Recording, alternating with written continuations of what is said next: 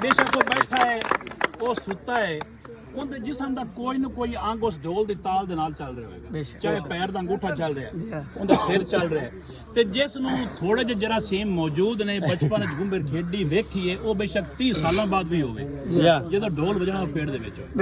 ਰਾਤ ਨੂੰ ਸੋ ਕੋਈ ਨਹੀਂ ਸਕਦਾ ਔਰ ਮੈਂ ਤੁਹਾਨੂੰ ਦੱਸਦਾ ਦੋ ਚੀਜ਼ਾਂ ਸਾਡੇ ਕੋਲ ਐਸੀਆਂ ਨੇ ਤੁਹਾਨੂੰ ਇੱਕ ਹੋਰ ਪਤੇ ਦੀ ਗੱਲ ਦੱਸਾਂ ਜਿੱਥੇ ਉਹ ਵਾਕਈ ਮਹਿਮੂਦ ਹੋ ਇਜਾਜ਼ ਵਾਲਾ ਫਰਕ ਮਿਟ ਜਾਂਦਾ ਉਂਝ ਨਹੀਂ ਮਿਟਦਾ ਨਮਾਜ਼ ਵਿੱਚ ਨਹੀਂ ਮਿਟਦਾ ਹੁੱਕਾ ਪਹਿਲੇ ਕਮੀ ਨੇ ਬਖਾਣਾ ਹੈ ਜਿਹੜਾ ਸਾਡਾ ਮਜ਼ਦੂਰ ਬੰਦਾ ਹੈ ਉਹਨੇ ਪਹਿਲੇ ਆਪ ਚਿਕਣਾ ਹੈ ਨੜੀ ਆਪਣੇ ਮੂੰਹ ਨਾਲ ਲਾਣੀ ਹੈ ਫਿਰ ਸਰਦਾਰ ਲਾਏਗਾ ਬਿਲਕੁਲ ਦੂਸਰਾ ਢੋਲ ਹੈ ਕਿਸੇ ਜਗੀਰਦਾਰ ਦੀ ਰਈਸ ਦੀ ਜਿੰਦੀ ਵੀ ਸ਼ਾਦੀ ਹੈ ਉਹ ਸਾਰੇ ਦੇ ਨਾਲ ਹੀ ਖੇਡੇਗਾ ਦੋ ਆਈਟਮ ਤੋਂ ਇਲਾਵਾ ਤੀਸਰਾ ਆਈਟਮ ਸਾਡੇ ਕੋਲ ਕੋਈ ਨਹੀਂ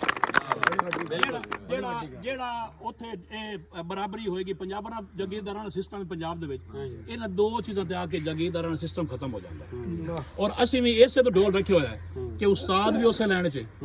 ਸ਼ਾਗਿਰਦ ਵੀ ਉਸੇ ਲੈਣ 'ਚ ਪੀਅਨ ਵੀ ਉਸੇ ਲੈਣ 'ਚ ਇੱਕ ਤਰ੍ਹਾਂ ਦਾ ਤਾਲ ਹੈ ਇੱਕ ਤਰ੍ਹਾਂ ਦਾ ਤਾਲ ਹੈ ਇੱਕ ਤਰ੍ਹਾਂ ਦੀ ਲੈ ਹੈ ਇੱਕ ਤਰ੍ਹਾਂ ਦਾ ਪਾਉ ਚੱਲ ਰਿਹਾ ਇੱਕ ਤਰ੍ਹਾਂ ਦੇ ਬਾਜ਼ੂ ਨੇ ਇੱਥੇ ਆ ਕੇ ਨਾ ਅਸੀਂ ਉਸਤਾਦ ਸ਼ਾਗਿਰਦ ਹੁੰਦੇ ਆ ਅਸੀਂ ਸਾਰੇ ਇੱਕ ਹੀ ਲੈਵਲ ਦੇ ਹੁੰਦੇ ਆ ਹੁਸਨ ਜਿਹੜਾ ਸਾਨੂੰ ਤੀਜੀ ਇੰਟਰਨੈਸ਼ਨਲ ਪੰਜਾਬੀ ਕਾਨਫਰੰਸ ਵੇਖਣ ਨੂੰ ਸਾਰਿਆਂ ਨੂੰ ਇਹ ਸਾਰਾ ਮਿਲੇਗਾ ਤੁਹਾਨੂੰ ਬਹੁਤ ਸਾਰੇ ਲੋਕ ਇਤਰਾਜ਼ ਵੀ ਕਰਦੇ ਨੇ ਕਿ ਕਾਲਜ ਢੋਲ ਤੁਸੀਂ ਇਹ ਬੋਲ ਲੇਕਿਨ ਸਾਨੂੰ ਪਤਾ ਹੈ ਤੁਹਾਡੇ ਵਰਗੇ ਲੋਕਾਂ ਨੂੰ ਪਤਾ ਹੈ ਜਿਹੜਾ ਇਹਨਾਂ ਬੱਚਿਆਂ ਨੂੰ ਅਸੀਂ ਆਪਣੇ ਵਜੂਦ ਨਾਲ ਜੋੜ ਰਹੇ ਹਾਂ ਉਹ ਚਾਹੇ ਢੋਲ ਦੇ ਜ਼ਰੀਏ ਹੋਵੇ ਚਾਹੇ ਕੋਈ ਹੋਰ ਕਲਚਰਲ ਐਕਟੀਵਿਟੀ ਹੋਵੇ ਅਸੀਂ ਬੇਸਿਕਲੀ ਉਸ ਬੱਚੇ ਨੂੰ ਉਸਦੇ ਆਪਣੇ ਵਜੂਦ ਨਾਲ ਜੋੜ ਰਹੇ ਹਾਂ ਮੈਂ ਨਾ ਲੱਗੇ ਆਖਦਾ ਕਿ ਜਿਹੜਾ ਜਾਮੇਬਾਦ ਕਾਲਜ ਆਏਗਾ ਨਾ ਨੌਕਰੀ ਦਾ ਦਾਅਵਾ ਤਾਂ ਮੈਂ ਨਹੀਂ ਕਰ ਸਕਦਾ ਉਹ ਹੁਕੂਮਤ ਵੈਸੇ ਹੀ ਮੁਕਾ ਦਿੱਤੀਆਂ ਨੇ ਤੁਹਾਨੂੰ ਜੁਮਰ ਦਾ ਵਾਲ ਜ਼ਰੂਰ ਆ ਜਾਏਗਾ ਔਰ ਮੈਂ ਤੁਹਾਡੇ ਸਾਦਤ ਨਾਲ ਇਹ ਵੀ ਦੱਸ ਦੇਵਾਂ ਸਾਡੇ ਕਾਲਜ ਦੇ ਬੱਚੇ ਖੜੇ ਨੇ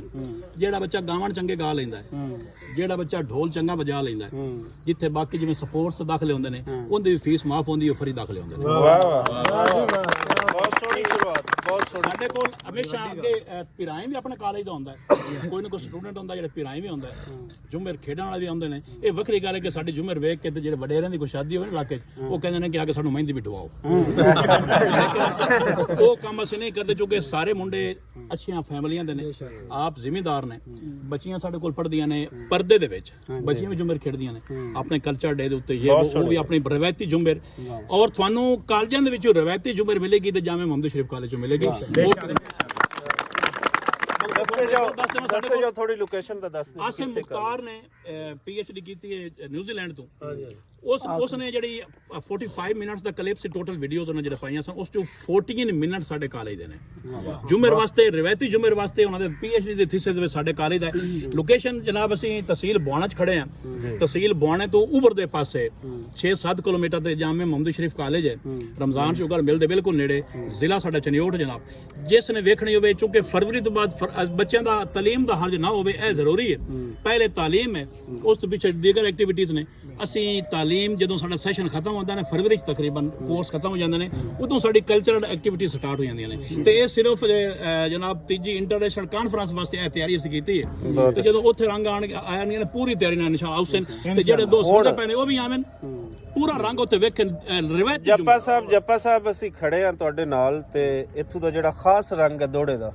ਉਹ ਅਗਰ ਹੋ ਜਾਵੇ ਦੋਸਤ ਲਾਈਵ ਦੇਖ ਰਹੇ ਨੇ ਤਾਂ ਉਹ ਮੁੰਡਾ ਬੜਾ ਜੀ ਨਹੀਂ ਪੜ ਦੇਣਾ ਜੋ ਕੋਈ ਨਹੀਂ ਅਸੀਂ ਵੀ ਉਸੇ ਨਹੀਂ ਮੈਂ ਜੱਪਾ ਸਾਹਿਬ ਉਹਨਾਂ ਤੋਂ ਸੁਣ ਲਿਆ ਜੱਪਾ ਸਾਹਿਬ ਹਾਂ ਸੰਗਤਾਂ ਦੇ ਡਾਰ ਚੋਂ ਨਿਖੜ ਗਿਆ